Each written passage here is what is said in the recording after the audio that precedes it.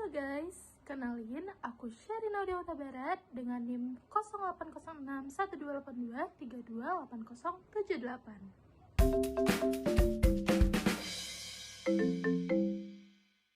Di video ini aku akan membahas identifikasi gugus fungsi. Sebelumnya, kalian tahu nggak sih gugus fungsi itu apa?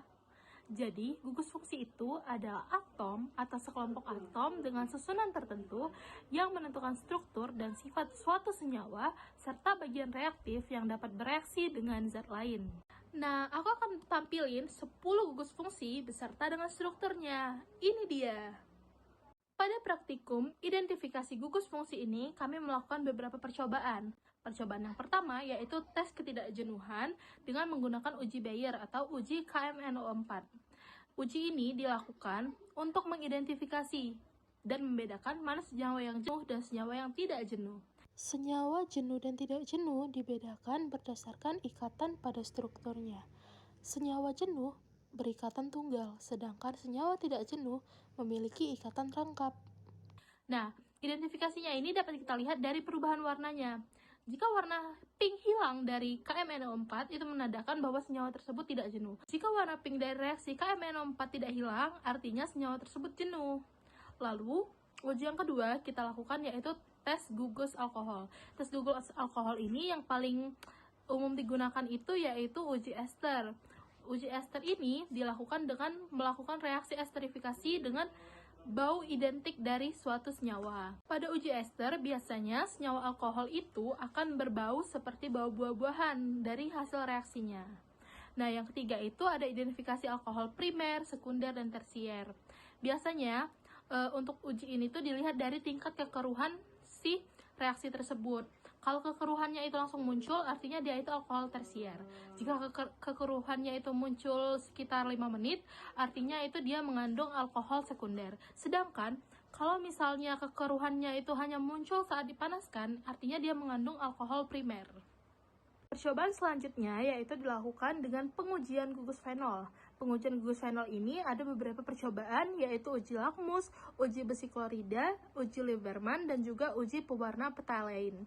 Nah, dari uji lakmus sendiri, jika senyawa itu mengandung gugus fenol, kertas lakmus biru akan berubah menjadi warna merah. Sedangkan pada uji besi klorida, jika senyawa tersebut mengandung gugus fenol, akan terlihat warna violet pada reaksi tersebut.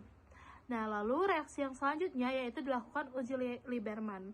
Pada uji Lieberman, senyawa yang mengandung gugus fenol itu akan terlihat seperti warna biru tua atau hijau. Nah, pada uji yang terakhir yaitu uji pewarnaan phthalein, gugus fenol itu akan berwarna seperti pink atau merah muda. Percobaan berikutnya yaitu dengan identifikasi gugus aldehid dan keton. Nah, dilakukan uji sodium bisulfit untuk mengetahui apakah senyawa tersebut mengandung gugus karbonil. Nah, hasil positif dari uji ini seharusnya menghasilkan endapan kristal yang berwarna putih. Nah, untuk percobaan berikutnya itu ada identifikasi aldehid.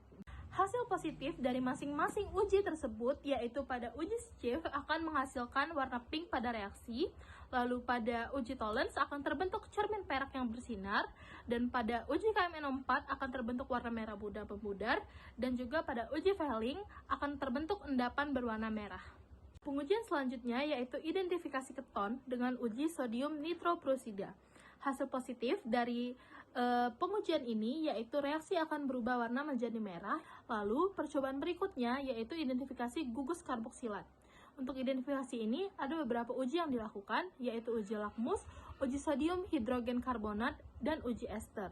Hasil positif dari uji ini pada uji lakmus biru akan berubah menjadi merah. Sedangkan pada uji sodium hidrogen karbonat yaitu pada reaksi akan terdapat buih yang bakal cepat bisa kita amati. Dan juga pada uji ester seperti alkohol, dia akan tercium bau buah-buahan. Lalu selanjutnya ada identifikasi gugus amino. Uji kelarutan, yaitu dengan mengamati bahwa senyawa yang kita reaksikan apakah larut atau tidak di dalam asam klorida encer. Jika senyawa larut, itu mengartikan bahwa senyawa tersebut mengandung gugus amina. Sedangkan pada uji kedua yaitu uji lakmus digunakan lakmus merah. Diamati bahwa lakmus tersebut akan berubah warna menjadi lakmus berwarna biru, yang menandakan bahwa adanya gugus amina pada senyawa tersebut. Lalu yang ketiga ada uji karbilamin. Uji karbilamin ini hasil positifnya akan menghasilkan bau yang menyengat, yang mengartikan bahwa terdapat gugus amina primer pada reaksi tersebut. Lalu ada uji pewarna azo. Uji pewarna azo ini akan menghasilkan pembentukan warna merah atau oranye yang menandakan bahwa adanya gugus amina primer aromatik pada senyawa reaksi tersebut. Lalu pengujian selanjutnya ada uji pembeda untuk amina primer, sekunder, dan tersier. Nah, untuk uji ini dilakukan uji asam nitrat. Jika amina alifatik primer, dia akan terbentuk gelembung gas nitrogen. Sedangkan jika terdapat amina sekunder, dia akan terbentuk lapisan berminyak kuning. Dan juga jika amina tersier, dia tidak ada perubahan pada reaksi tersebut. Oke, itu aja penjelasan tentang identifikasi gugus fungsi pada video kali ini. Aku akan membahas tentang identifikasi senyawa antihistamin. Sebelum itu, kalian udah tahu belum sih apa itu histamin? Histamin adalah suatu amin nabati produk normal dari pertukaran zat histidin dan masuk ke dalam tubuh, terutama melalui daging dan jaringan, kemudian diubah secara enzimatis menjadi sebuah histamin. Nah, si histamin ini bekerja sebagai neurotransmitter. Histamin dibebaskan dari mast sel oleh berbagai macam faktor, seperti misalnya alergi, kecelakaan, dan cedera serius, atau dapat juga berasal dari sinar UV dari matahari. Nah, apa sih fungsi histamin itu? Jadi, histamin itu berfungsi pada peradangan dan pada sistem daya tangkis. Bagaimana sih kerja dari histamin itu? Histamin itu memiliki 3 reseptor, yaitu reseptor H1, reseptor H2, dan reseptor H3. Reseptor H1 secara selektif diblokir oleh antihistamin, sedangkan reseptor H2 oleh penghambat asam lambung, dan reseptor H3 memegang peranan pada regulasi tonus saraf simpatikus. Antihistamin sendiri terbagi menjadi 2 kelompok. Kelompok yang pertama yaitu antagonis reseptor H1 atau H1 blocker. Cara kerja dari antagonis reseptor H1 ini dengan memblokir H1 dengan cara menyaingi histamin pada reseptornya di otot licin dinding pembuluh sehingga dapat menghindarkan terjadinya reaksi alergi. Sedangkan pada antagonis reseptor H2, yaitu obat ini dapat menghambat secara efektif histamin terhadap reseptor H2 di lambung dengan jalannya persaingan. Nah, biasanya efek dari antagonis reseptor H2 ini dia akan mengurangi hipersekresi asam klorida dan juga mengurangi vasodilatasi dan turunnya tekanan darah. Lalu, apa saja sih obat antihistamin?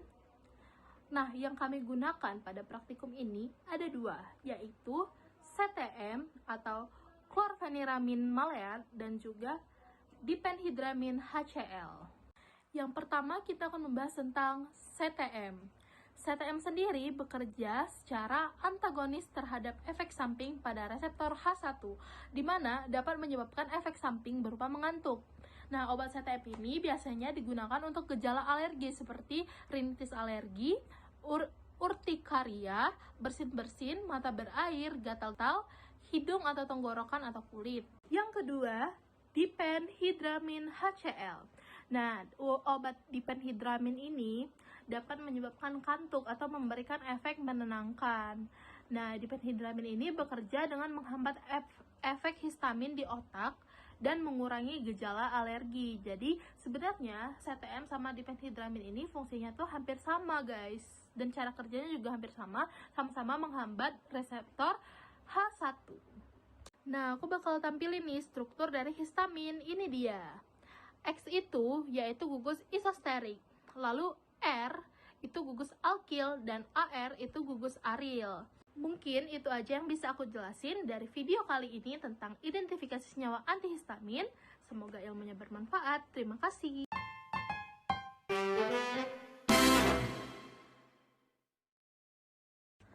Halo guys.